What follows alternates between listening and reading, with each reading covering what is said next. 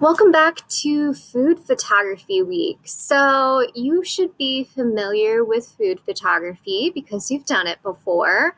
What I'm looking for, the biggest difference I'm looking for from photo one to photo two is more complex setups, maybe some storytelling, maybe a little bit more creativity.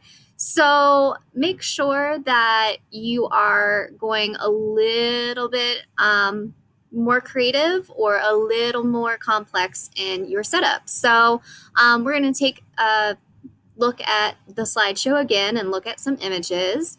And again, like I said, I mix in photo one with photo two on purpose so that you guys can get an understanding of what the difference is and what I expect out of a photo two person.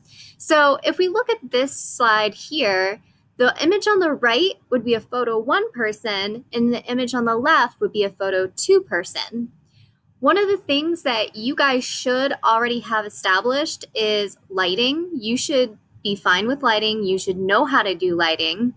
Make sure you take your photos outside unless you have a professional lighting system outside. You want to make sure that everything is the color it's supposed to be. And again, if we look at this one here, the one on the left is more of a photo one sample, and then the one on the right is a photo two sample, because you're not only dealing with just an orange, you're dealing with other elements that go in and around the photo. So again, as we look through these images, I'm just going to point out a couple. I'm not going to go through the entire thing with you guys because you can look at the images on your own.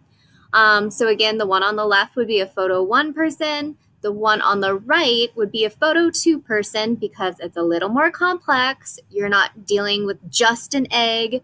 You're dealing with multiple objects in a composition.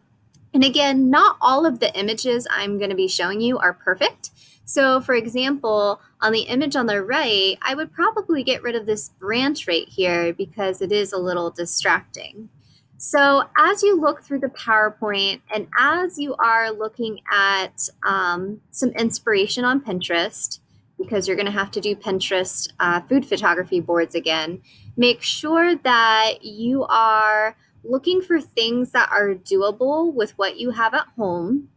I would like to see growth because on your Flickr profiles, I can easily look at your images and see what you did last time. And the biggest thing I'm looking for is to see your growth from the last food photo that you've taken to now. So again, it's all about growth. I want to see you guys do well.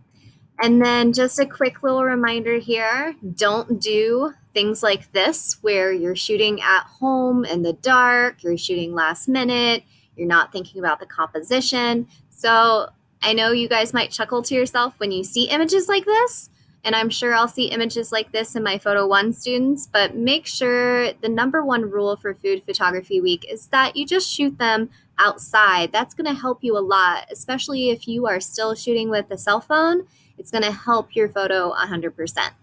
Same thing here. When you're styling things, make sure that you're looking at what is in your photo. So as you guys do your food photos, make sure that you're paying attention to your backgrounds, your compositions, be extra picky with your pictures. If there's something tiny that you just need to fix, it's not the end of the world because you can use Photoshop to fix your photos.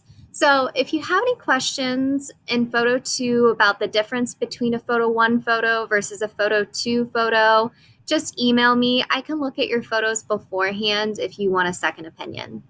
All right, that's pretty much it. So email me with any questions.